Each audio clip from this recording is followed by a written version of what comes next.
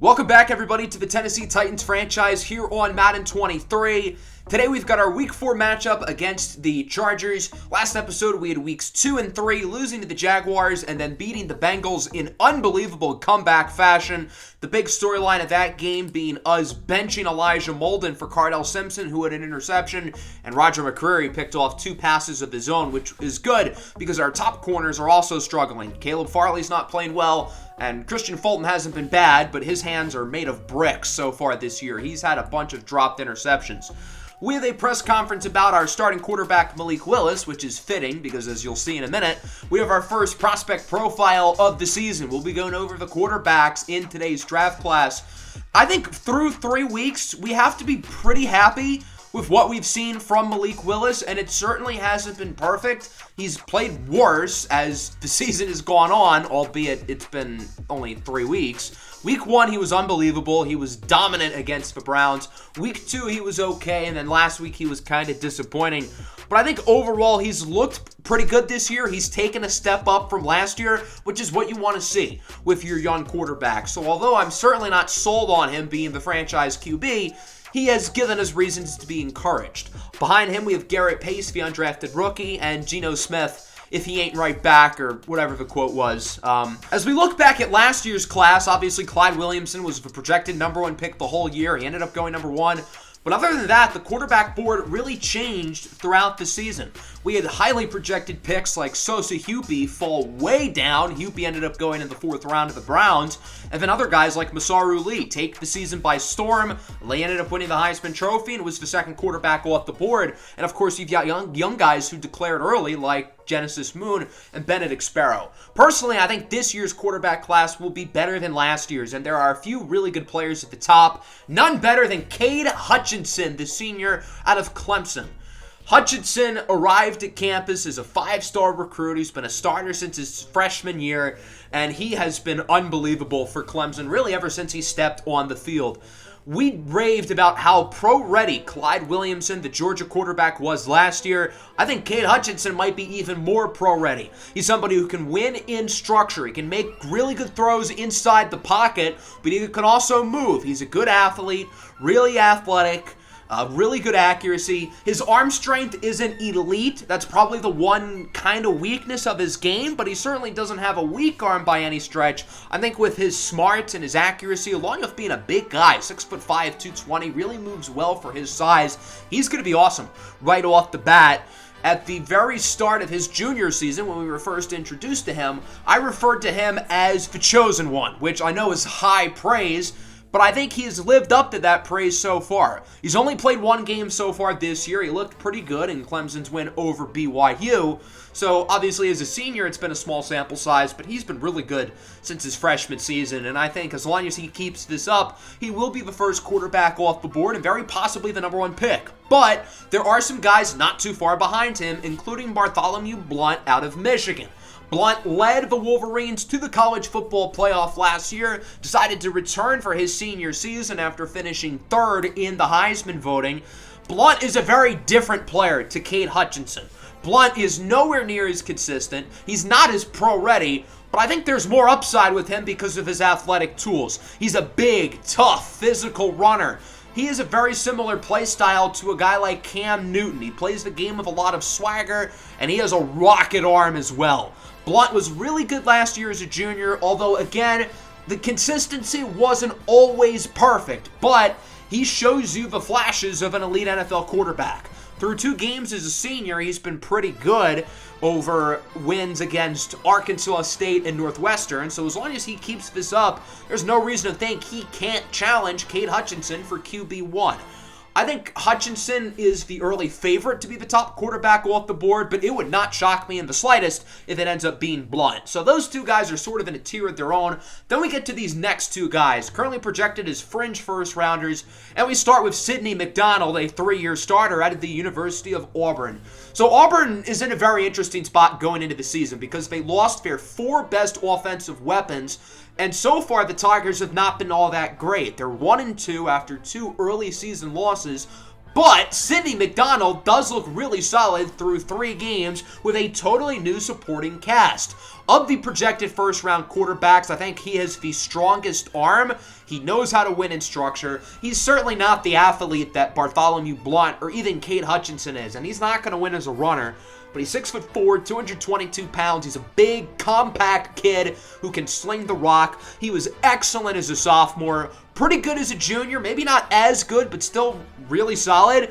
And I think he is a really strong, prolific passer. Again, he's not going to win with his legs, but he can throw the football. And because of that, I think he is being looked at as a first-round pick right now.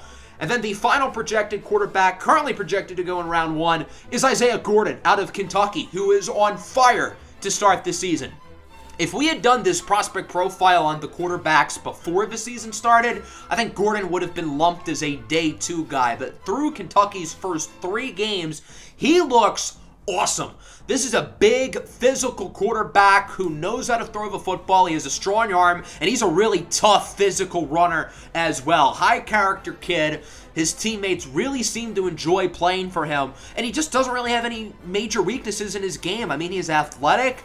He's got a pretty strong arm. His accuracy is pretty solid. He was decent as a junior, certainly very solid, but this year as a senior, he has very clearly taken a step up, and if he continues on this trajectory, then I could see him being a top 10 pick, and, you know, it's not out of the question that he could be the top QB off the board. So I think in Tier 2, we have McDonald and Gordon.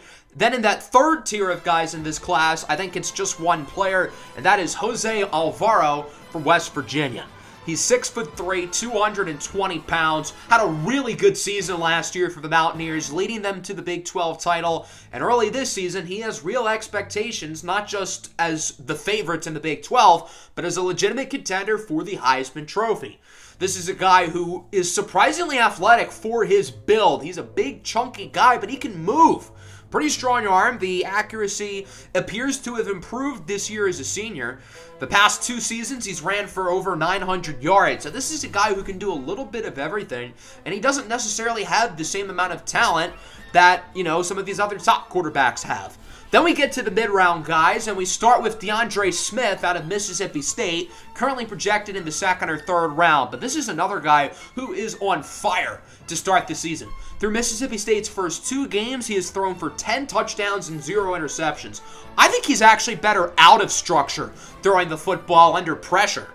His best throws are when he is evading pressure on the run. He needs to do a better job of going sometimes short to the easy reads, but we know he can make every throw in the book, and he has done a lot better of a job this year with making some of the easy passes. So again, if he continues on this upwards trajectory, there's no reason to think his stock can't go up. I still think there's plenty of room for improvement. I think he's an athletic quarterback who can run with it, but he just isn't a great runner once, you know, he's past the line of scrimmage.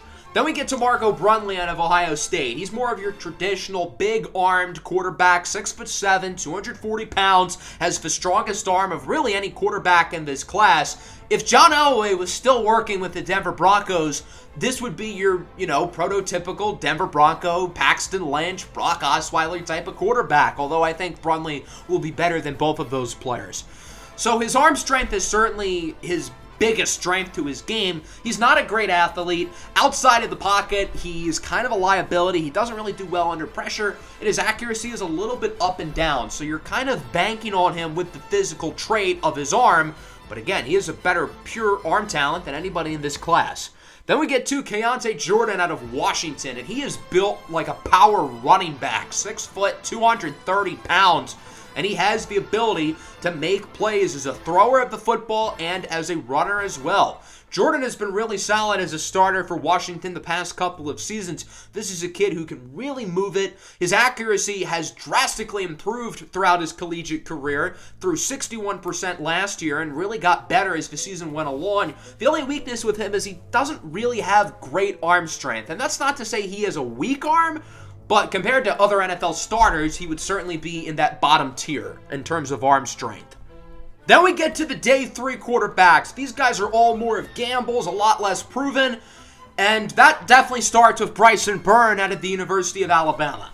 Alabama's scheme isn't really quarterback friendly, and I feel like Byrne hasn't really gotten a true opportunity to showcase his talents. He's a guy who can run the ball. His arm strength is really good, but he's just not consistent at all from game to game. And I think of all the quarterbacks in this class, Byrne has the most to prove this season, which makes it especially unfortunate that he will miss pretty much the entire season. He suffered an upper arm fracture in Alabama's first game against Akron, so he's not going to return until right at the end of the season. So he's not going to have a real opportunity to up his draft stock, which is unfortunate because I really think he could have. I think he has, true talent of a day 2 guy or even higher. Kane Sanders from Houston is a player who has gotten off to a fantastic start so far this year. In Houston's season debut, he threw for 7 touchdowns in a win over a pretty good Duke defense. So again, this is another guy who has shown some real improvements this season, and if he keeps this trajectory up, there's no reason to think he can't up his stock into the 2nd or 3rd round. He doesn't really have elite physical traits. He's not the fastest. He doesn't have the strongest arm. But he's been a consistent starter the past few seasons, and he has improved every year as a starter from his sophomore year to his junior year to now as a senior. And I think having, consistent growth like that shows that this is a kid with really strong work ethic who wants to get better. Caleb Custard out of Memphis is one of my favorite stories of the quarterbacks here. So Custard had been a backup his entire collegiate career until halfway through last season when Memphis' starting quarterback got hurt, thrusting Custard into the starting lineup, and he did not look back. Custard led Memphis to the American Athletic Championship game, which he played really well in. Memphis won. They went to the Fiesta Bowl and upset West Virginia in overtime, and Custard played really well in that game as well. Compared to the other day 3 quarterbacks, I think he has better physical tools. He's faster, he's more athletic, he's got a stronger arm. He just doesn't have a super high sample size, and he hasn't gotten off to that great of a start this season. So if Custard can play more like he did last year, again, this is another guy whose stock really could go up. Next up, we're going to look at Romano Fargnoli out of Syracuse. We've talked a lot about players whose stocks have gone up over the past few seasons. Fargnoli's has sort of gone down. Going into his junior year last season, he was looked at as a real contender for the Heisman Trophy at the start of the season. And although he didn't play bad last year, he definitely took a step down from his sophomore season to his junior year, and now as a senior. Pretty solid arm. Arm strength is pretty good. Accuracy is pretty good. But he just needs to do a better job of taking care of the football. He threw 12 interceptions as a sophomore, 16 as a junior. This is a guy who can win in and out of structure, somebody who can run it as well as throw it. So I think there is some upside. We have seen the talent, but he's just got to protect the ball. The last player we're going to dive deep into here is Latavius Merrington out of Missouri. Merrington is coming in as a 25-year-old graduate transfer from Eastern Washington University. So he's a little bit older as a prospect, and he doesn't have much FBS experience, but he is a really talented and explosive football player. He's not the biggest guy, 6'1", 182. Doesn't have elite arm strength, but he is a weapon at the quarterback position, and in his first 2 FBS games, he's looked pretty good so far for the Missouri Tigers. So yes, the experience really isn't there. The arm strength isn't the best. He's 25 years old, but he is dynamic with the football. I don't know if he's going to stay at quarterback in the NFL, but put the ball in his hands, good things generally happen. Then we look at the undrafted guys. There are some interesting players in here. Josh Ganymede, Rocky Olson, Kevon Dorn, all guys who have an opportunity to be gems. And then as we look at some of the underclassmen in college football, Romeo Colucci from Oklahoma, Benjamin McKenzie, Marco Prince, Kareem Kabara, Barrett Cherokee there at the top of the list, and then even going down farther, Luca Franco, Skipper Lansdale, Ernie Capillar is on fire so far for the University of Florida, Kennedy Newsfort, Forrest Holloway, Justin Tucker, Donovan Ferguson, Graham Fisher. These are all guys who could declare for the draft this year. Scotty Kimbrell, Scooty Young Jr. as well, Lyndon Kirkstead. These are going to be the guys at the top of the quarterback classes in the future, but are draft eligible and could hypothetically declare for the draft this year. So that wraps up our quarterback prospect profile. Now we're going to get back to the real Tennessee Titans as they prepare for this matchup against the 2-1 Los Angeles Chargers. On paper, the Chargers are one of the most talented teams in the NFL, but they were a little bit disappointing last year, finishing with a record of 8-9. The Titans played the Chargers last year and absolutely blew them out in LA. So I think the Chargers are going to have an extra chip on their shoulder coming into this matchup. LA is, of course, led by Justin Herbert. They've got plenty of talent on offense with Austin Eckler, Keenan Allen, Mike Williams, and Quez Watkins, who has been probably their best receiver so far coming in from the Eagles. Defensively, they are loaded with talent. Their offensive line is really solid as well. Their last 3 first-round picks have been used on the offensive line this year, selecting Luke Coghill out of Florida State, a player who the Titans really wanted to pick. Fletcher Cox, of course, is out. He suffered an injury last week. And then Elijah Molden has officially been benched. Cardell Simpson will be CB4 for now, and Roger McCreary will be CB3. I think it's going to be too hard to keep both of those guys off the field, considering how well they played last week against the Bengals. So let's hop into this matchup here against the Chargers. Both of these teams 2-1. I think it's going to be a pretty competitive game. I think both of these teams are sort of on the same wavelength in terms of expectations this year. So it should be a fun matchup for Malik Willis, Derrick Henry, and the fellas as the Titans start on offense, 3rd and 9. Willis looking up the middle, and he connects with the first-round pick out of Arizona, Scotty Pickens, who brings it to the 49-yard line. I don't think it's a stretch to say Pickens has been the Titans' best receiver, which is impressive considering he's gotten a lot less snaps than all the other top receivers. Willis misfires on 3rd down. That'll force a punt. So the Chargers get their first offensive possession here. Herbert looking to throw it, and it is intercepted! The first defensive play of the game is a pick for Elijah Molden. Isn't that ironic? So Molden gets benched, although he's in the game on this play. First defensive play of the game, and it's an interception. What a great job by Molden to try to take advantage of what is probably going to be a much more limited opportunity. And maybe he will get his role back with plays like that. So the Titans are going to look to capitalize as McCole Hardman brings it to the 3-yard line for a big gain of 20. Tennessee now in the red zone looking to punch it in. 1st and goal. Can they get it here? It's a handoff for number 22, King Henry, and he will walk the red carpet for the touchdown, and the Tennessee Titans are on the board first. They lead 7-0 off the interception by Elijah Molden. Chargers have it back. Herbert is sacked. The 3rd-round rookie, Jordan Ruffin, out of the University of South Florida with his first NFL sack. Now 3rd and 11. Herbert under more pressure. Heaves up a prayer, and it is caught. Oh my goodness. What a catch by Quez Watkins, who absolutely mosses Caleb Farley. I feel like Caleb Farley hasn't been very good this year, but he's also been super unlucky. I mean, he puts himself in good positions, but these receivers come down with really good catches. So an excellent play by Quez Watkins, who is currently amongst the league leaders in receiving through 3 weeks. As we're now looking at a 3rd and 10 at the 33. Herbert looking up the middle, and he connects for the first down. Again, it's number 8, Quez Watkins, who makes the play. Now we're looking at a 3rd and 2 from the 13-yard line for the Chargers in the red zone. Herbert looks to throw it. He goes short for Keenan Allen, who caught it past the first down marker, but he went backwards. So it's a 4th and inches now after the stop by the Titans. And the Chargers are going to kick the field goal. This is very anti-Brandon Staley, who's usually very aggressive on 4th down. So I'm surprised he didn't do it here on a 4th and inches in the red zone.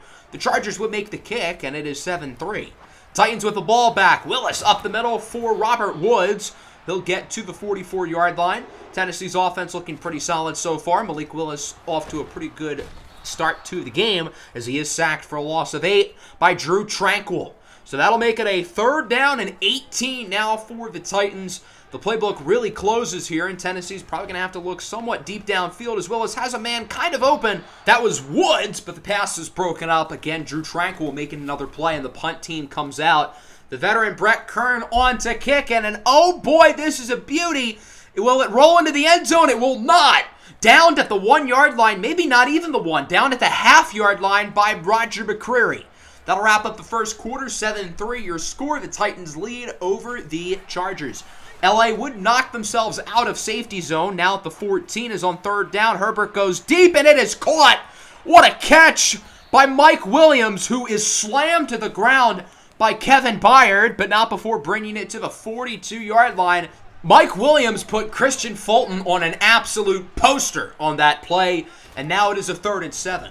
Herbert looks to throw it under a little bit of pressure, goes short for the tight end Gerald Everett, who is stopped just shy of the first down marker by Long and McCreary. So it's another 4th and inches, and the Chargers are going to kick again. I would argue they have a better chance of getting a couple feet than a 49-yard field goal. And although the kick is good, I'm very surprised by the conservative play calling from the very aggressive Brandon Staley. So it's now 7-6, Titans with it back, 3rd down and 4. Willis looking to roll out to the right, trying to run for the first down, and he will not get it. Joey Bosa and friends there to stop him a yard shy. Tennessee would elect to punt, and the Chargers have it back. 3rd and 5. Herbert looks to throw it under pressure, and he is sacked. David Long into the backfield to bring him down, dancing off the field here. David Long's been pretty good so far this season. Not quite as good as he was last year, but he has been really solid so far today. 3rd and 6. Willis goes short. Pass caught by Traylon Burks, the former first-round pick out of the University of Arkansas, who will get 14 yards, moving the chains for the Titans, whose offense has been really quiet since their touchdown. 1st down, Willis up the middle, connects with Robert Woods. He's been the go-to guy today so far, and Woods brings it to the 34. It looks like the Titans are moving it once again as they try to get some more points on the board in what has been a really low-scoring game. 3rd down, it's tipped and intercepted. J.C. Jackson picks it off, and he could take it for a big return. One man to beat, it's Alec Bostic, who pushes him out of bounds all the way at the 9-yard line.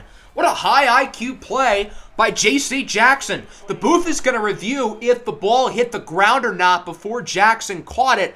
And as you can see here, that one is very close. This is a much better angle, and it really looks like the ball does not hit the ground. I think Jackson caught that one clean. The officials would agree. The play stands.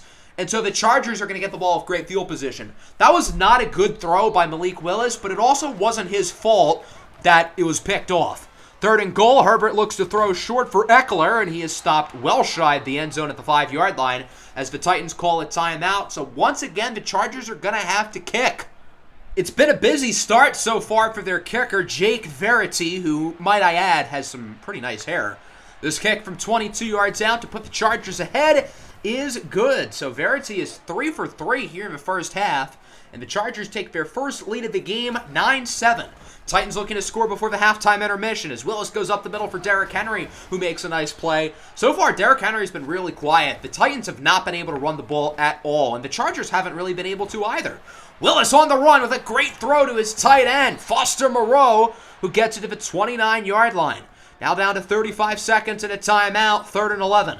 Willis looks to throw for the sideline, and it is caught inbounds by Scotty Pickens.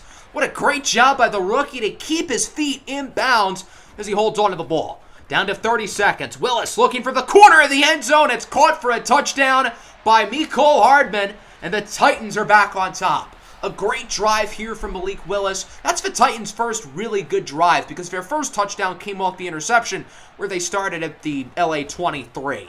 So it's now 14-9. Chargers hoping to score before the end of the half as Keenan Allen makes a nice play.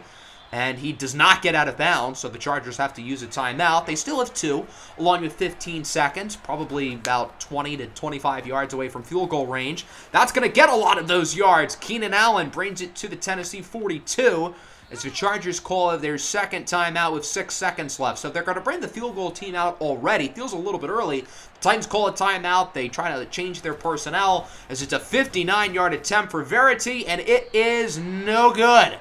So the field goal is off, and that'll wrap up the first half. 14-9, the Titans lead. It has not been a pretty football game so far, but the defense is making some good stops. The offense is coming off a nice drive. Let's take a look at our weekly halftime report around the National Football League as we start in Cleveland. Our rivals, the Jaguars, facing off against the Cleveland Browns. Pretty exciting start to the game. Trevor Lawrence and the Jaguar offense looks really solid as he would connect with Christian Kirk for a touchdown. Cleveland answering late in the first half with a score from running back Nick Chubb.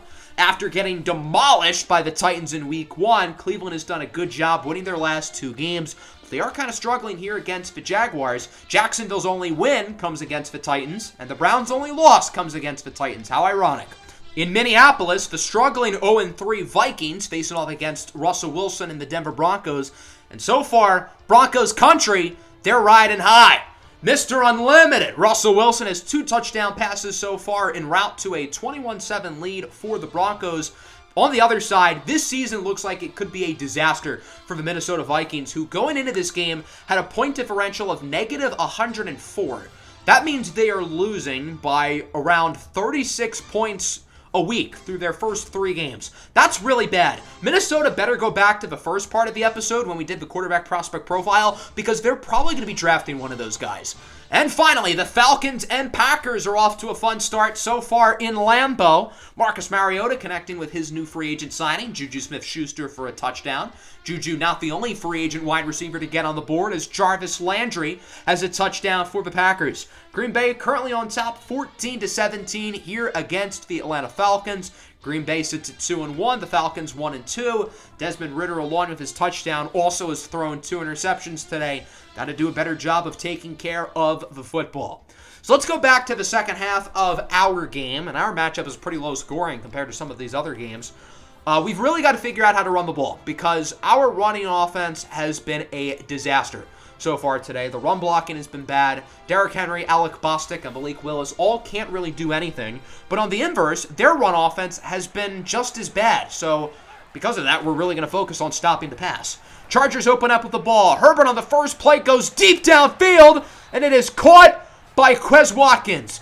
It is not the best strategy to have Zach Cunningham, a linebacker who isn't good in coverage, covering Quez Watkins, who runs a sub 4.3. I'm surprised Watkins didn't take that for a touchdown, but still a big play. 3rd and 10, Herbert backs up in the pocket, looks to go deep, and it is picked off. Roger McCreary with the interception, his 3rd in the last 2 weeks, as Corey Linsley is hurt for the Chargers. That is a big loss. A big play by McCreary, continuing to really perform well with this playing time as the Titans get it back. 3rd and 8. Willis looks to throw. It has a wide open man up the middle. It's Foster Moreau, who gets a really nice play after the catch, gaining 25. Moreau was not his first read there, but he was open, and Willis does a good job of getting it to the open man. Following play, Willis again looks to throw it under pressure. What a play by Scotty Pickens. I know he didn't get the first down, but Pickens does a great job of tracking the football and making a really hard catch. You don't see rookie receivers making plays like that. 3rd and 7 at the 23. It's Mecole Hardman who gets 19, pushing the Titans in the red zone as they look to make it a 2-score lead. 1st and goal at the 4. Goal line set. Handoff for Hassan Haskins, and he is in for a touchdown as Derrick Henry fantasy owners fume in sadness. And the Titans now lead by 2 scores, 21-9. Tennessee is on top. Got to see a sense of urgency from the Chargers offense, still with single-digit points as the pass is broken up on 3rd down. Again, Elijah Molden, with less snaps today, is making plays. I've got to say, he's looked pretty good. Got to hand him his flowers. So the Titans have it back, maybe looking to turn this game into a blowout. Not on that drive. That should have been caught by Woods. It also should have been intercepted. But Robert Woods, who's supposed to be super reliable, has had such a bad drop issue since halfway through last season, and it's carried over into this year. Chargers with it back. Nice 1st down reception there to end the 3rd quarter. Titans do extend their lead here in quarter number 3 as they are on top 21-9, looking to win their 2nd straight game and improve to 3-1 on the young season. 3rd and 5, now at the 34 for the Chargers. They've scored 3 field goals today. They've got to get in the end zone at some point, as that's dropped by Cunningham. Should have been picked off. LA looks to go for the field goal again. Jake Verity, 3 for 4 today. He missed a long one from 59 earlier. This from 51. He got it. Verity now 4 for 5 as the Chargers continue to kick field goals all day, and it's 21-12. So the Titans have it back. Handoff for Derrick Henry. Henry with his best run of the day, breaking tackles for a gain of 12. Prior to that run, he had just 20 yards on 11 carries. 3rd and 10 now at the 37 for the Titans. 8:15 left to go in the 4th. Willis looks to throw. It goes short for Alec Bostic, who breaks the tackle but is unable to get the 1st down as he gains 5. Good stop by the Chargers. That would force a punt, and LA gets it back. They can make it a 1-score game here on this possession. We'll see if they can do it. 7.5 minutes to go. Short pass caught by the tight end Gerald Everett, the former Ram and Seahawk, who brings it to the 34-yard line. Everett, an alum of South Alabama University. Not the only South Alabama player in this game. Of course, Carnell Simpson, the Titan 2nd-round pick, also went there. Herbert misfires on 3rd and 10. He had a receiver wide open. And now the Chargers are going to go for it here on 4th down at the 34-yard line.